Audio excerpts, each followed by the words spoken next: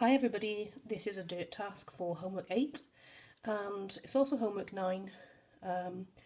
So it's question 8 on the level 5 to 7 and question 1 on the level 6 to 8. What is the midpoint of the two coordinates -2, 5 and 4, 9? So for the x-coordinate is always the first one, so the -2 and the 4. So we add the two coordinates together. -2 add 4 is 2, and then we half.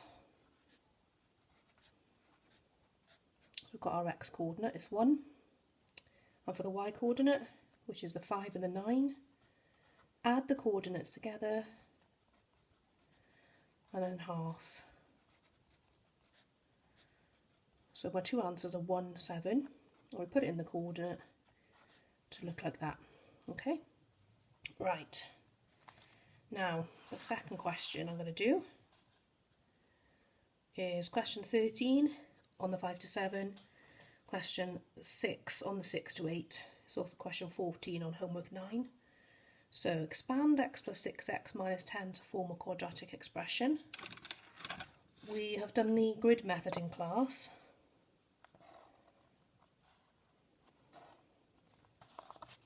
So we draw a grid like a noughts and crosses grid, and we put the expressions in: x plus 6, x minus 10.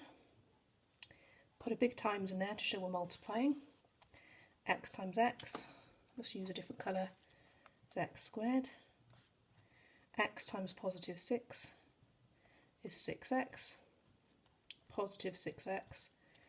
And here x times negative 10 is negative 10x. And then lastly, 6 times negative 10 is minus 60.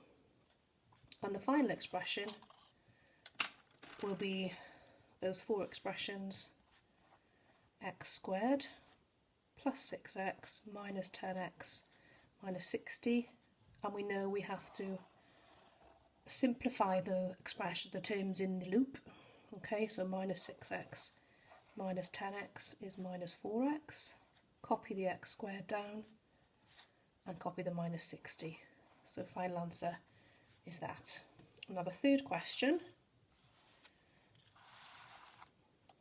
question 14 on the level 5 to 7, question 7 on the level 6 to 8, or question 15 on the homework 9.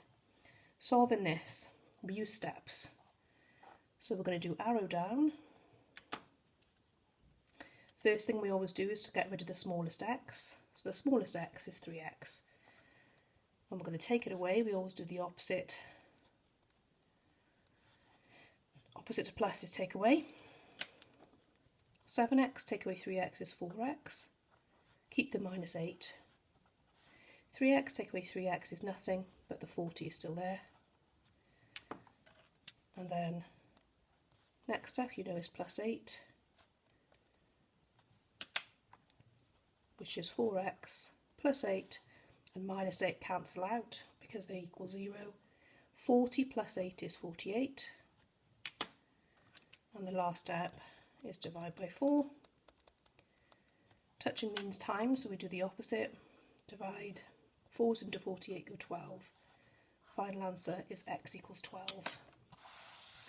Okay, now the next few questions are going to be this one. So question 16 on the level 5 to 7, question 17 on the homework 9, and question 9 on the 6 to 8. Express 72 as a product of prime factors. A lot of you did do this one, so you can skip this one if you want. But this is a factor tree. We normally use 2's. So we think of factors of 72 and we half to make it easier. So it's half of 72 is 36. We always circle the primes as we go along. So circle the 2 because it's prime. 36 splits into two 18s. 18 splits into two 9s. Circle the 2. And the 9 splits into three 3s. Circle the 3s. final answer. We've got all the 2's. We can write it out in full first. And that's how a lot of you gave your answers to me. But we can write it in index form as well. So there's 3 2's and 2 3's. If you're struggling to write it as a power because you're using a computer, just do a little roof and that means the same thing. So you can also write it like that if you're struggling to write the power on the computer. Okay, next question is this one. I'm doing it in the wrong order, but it doesn't matter. So you can see question 15 on 5 to 7 and question 8 on 6 to 8. It's also question 16 on the homework 9. A cost of a pair of football boots have been decreased from £70 to £52.50. What was the percentage change? So let's find how much it's gone down by first of all by subtracting.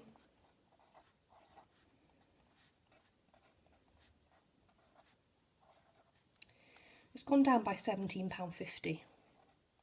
Let's work out £17.50 as a fraction or percentage of £70.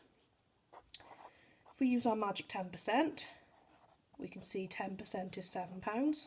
Let's try and get £17.50. 20% is £14. We need £3.50 more, which is half of 7.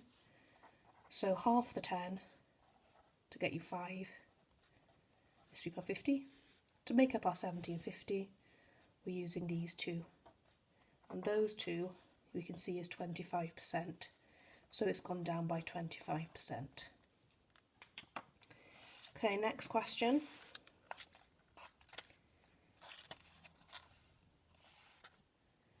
Is to simplify this expression.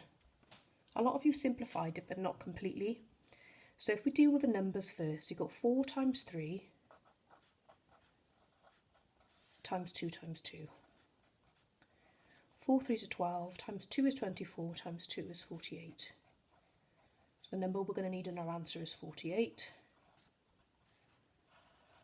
Let's deal with the letters now. Next, W times W is of course W squared. And Y times Y is Y squared. And we can push it all together because they've all been multiplied, and we know touching means times, which means touching. So they're all touching, and the final answer is that. Okay. Next question is this one. If you're doing homework 9, this is not on homework 9, it's just on homework 8. So question 18 on level 5 to 7 and question 11 on level 6 to 8. We use steps again. I'll write out the equation so it's clearer. 4x plus 12 equals 8 minus x. Coldest x is the minus x. There's only one of them there, minus 1 compared to 4. This is obviously the coldest or the lowest x. Now we've got to do the opposite to minus x, which is plus x. If we add x to both sides, we get 5x plus 12 equals 8. It's disappeared from there, look, because x minus x is nothing. So you're left with the 8 on that side. Next step, get rid of this plus 12.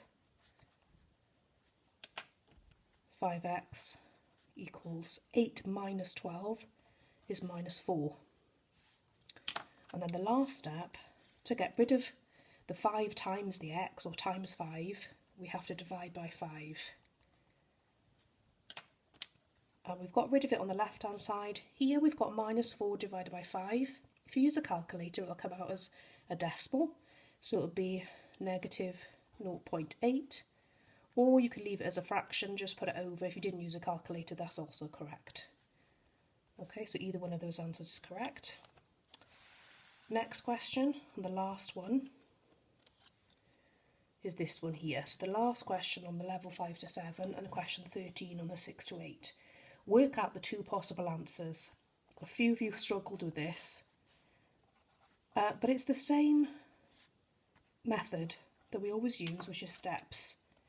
We're getting d on its own, just like we would have got x on its own. So get rid of this 5 first by taking it away. You're left with 3d squared on that side. 8 take away 5 is 3. Next you need to get rid of the 3 which is touching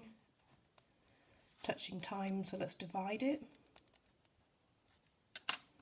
When you divide it, it disappears because 3 divided by 3 is 1 and the 1 is invisible. 3 divided by 3 is of course 1. To get the final part, to undo or to get rid of a square, we square root. So let's square root both sides. Okay, so I'm happy with this d, it's on its own. We're going to be square rooting 1.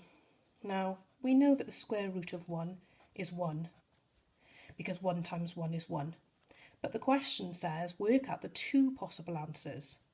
So, the square root of 1 is also negative 1, okay?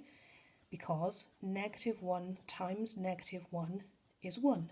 Just like 1 times 1 is 1. That's the explanation for that. This bit here is the explanation for why the answer is also negative 1. So when you square root a number, there's always 2 answers, a positive and a negative. So my answers are negative 1 and 1. Okay.